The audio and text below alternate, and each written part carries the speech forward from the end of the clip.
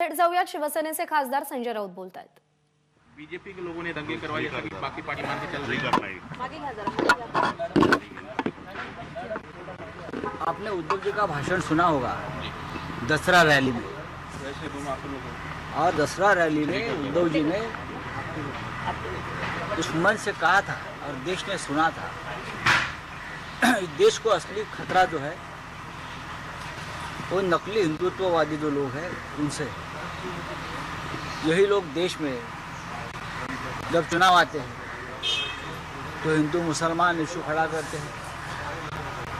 यही लोग जब चुनाव आते हैं तो हिंदुस्तान पाकिस्तान के झगड़े निकाल लेते हैं।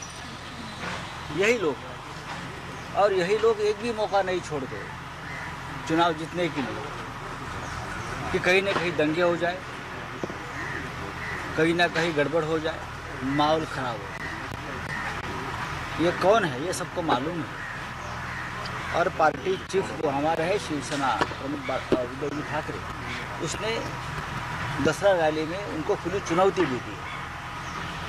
हाँ सर एक जानकारी और चाहेंगे कि कंगना रनावत ने एक और स्टेटमेंट किया है जिसमें उन्होंने कहा है कि महात्मा गांधी जो ये मानते थे कि अगर आपको एक गाल पे कोई थप्पड़ मारे दूसरा भी आगे कर दो, ऐसा आदमी स्वतंत्रता के कैसे लड़ सकता है। उन्होंने स्वतंत्रता भीख में मांगी थी और भगत सिंह को कभी भी जो है उन्होंने सपोर्ट नहीं किया। हमने देखा है कि चीन ने हमारे गाल पर थप्पड़ मारा है, अंदर घुस गए हैं, और हम दूसरा गाल भी आगे कर रहे हैं।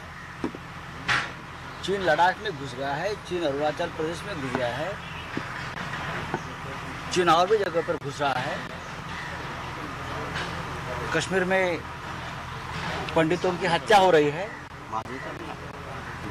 और बहुत कुछ इस देश में चल रहा है। और ये मैडम को मालूम होना चाहिए कि आज देश की हालत क्या है। महात्मा गांधी विश्व के नायक थे। कुछ विचार ऐसे होते जिससे हमारे मतभेद हो सकते हैं। बाला साहब ठाकरे जी ने भी बहुत बार गांधी जी के विचारों पर हमला किया है, फिर भी महात्मा गांधी ने इस देश के स्वतंत्रता संग्राम को एक दिशा ये मानना पड़ेगा। वो इस संग्राम के नायक थे।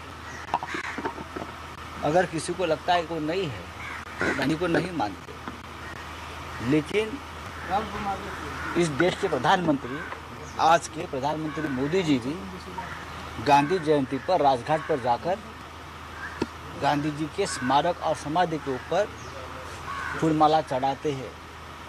तो क्या इस मैडम को मालूम होना चाहिए पूरा देश और पूरा विश्व आज भी गांधी विचारों से प्रभावित है और रहेगा। सर एक आखिरी सवाल कि जिस तरह से सामना संपादकीय में कहा गया है उस पर बीजेपी ने आरोप लगाया है कि शिवसेना सत्ता के लिए सब हिंदुओं को दोषी ठहरा रही है दंगे के लिए।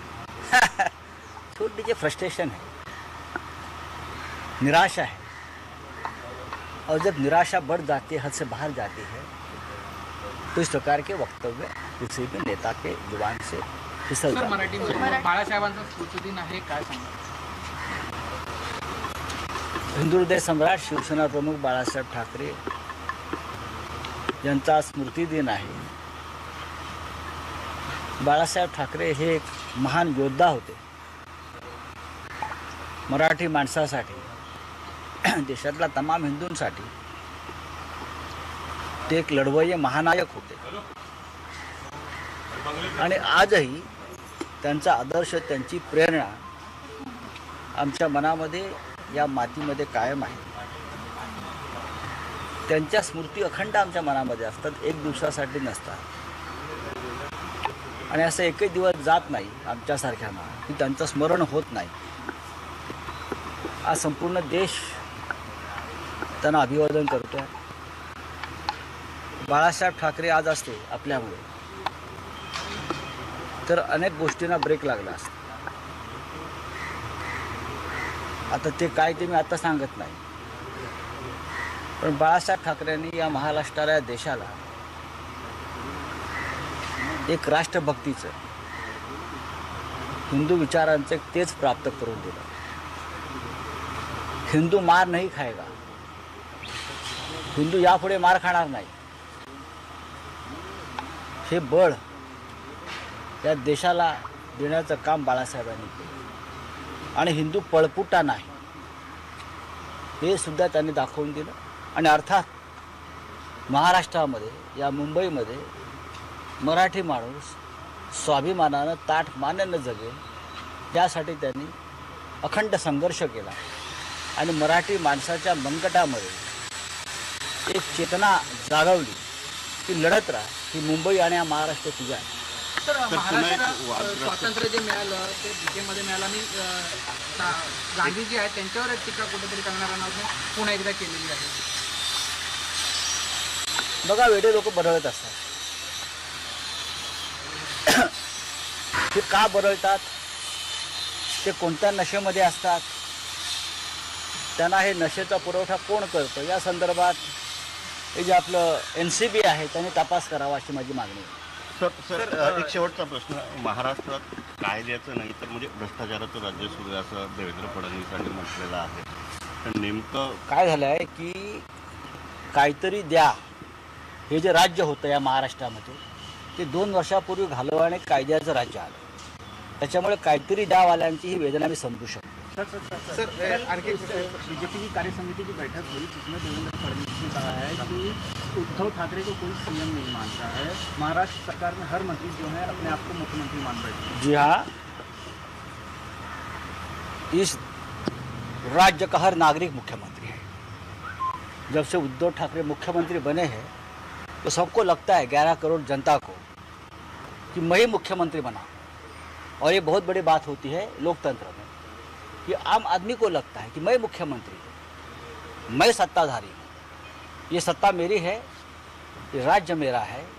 इसलिए अगर देवेंद्र जी ने ये मान्य किया है कि इस राज्य की हर व्यक्ति अपने आप को मुख्यमंत्री समझता है, ये मेरी सरकार है, तो मैं उनका स्वागत करता हूँ उनके बयान का.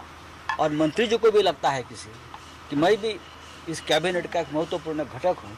जैसे केंद्र सरकार में, मोदी जी के सरकार में किसी मंत्री को लगता ही नहीं कि मैं मंत्री हूँ, किसी सांसद को नहीं लगता है कि मैं सांसद हूँ. लेकिन महाराष्ट्र में संविधान के आधार पर, लोकतंत्र के आधार पर ये सरकार चल रही है. सर, फडणवीस काल म्हणाले की संजय राऊतांची अवस्था कोण होतास तू आणि काय झालास तू अशी झाली आहे. बरोबर आहे, बरोबर आहे. अलीकडे ते खूप जुनी गाणी ऐकतात, त्यांना भरपूर वेळ आहे. आम्ही काय होतोय आम्हाला माहिती आहे आणि तुम्ही काय झालात हे तुमची अवस्था महाराष्ट्र बघतोय आहे. तुम्ही काय होतात, तुम्ही काय झालात आणि तुमची अवस्था काय आहे. आणि ही अवस्था अशीच राहिली तर तुमच्या सगळ्यांची अवस्था पुण्यामध्ये येरवड्याच्या वेड्यांच्या इस्पितळात दाखल करण्यासारखी होऊ शकेल, ती होऊ नये अशी मी ईश्वराकडे प्रार्थना करतो. सर फडणवीसांनी काल एक वक्तव्य केलेलं आहे त्यावर मराठीमध्ये. बोलतो ना, सर ते काही बोलत असले तरी ही त्यांची विफलता, वैफल्य आणि निराशा आहे. आणि निराशेचं अजीर्ण झालं की अशी वक्तव्य बाहेर पडतात. फडणवीसांतून येत असतात. वैफल्याचा ओव्हरडोस त्यांना झालेला आहे असं संजय राऊत यांनी म्हटलेलं आहे. या मंत्रिमंडळातल्या प्रत्येक मंत्र्याला आपण मुख्यमंत्री आहोत असं वाटतं. या फडणवीसांच्या वक्तव्यावर सुद्धा संजय राऊत यांनी प्रतिटोला लगावलेला आहे. एबीपी माझा, उघडा डोळे बघा नीट.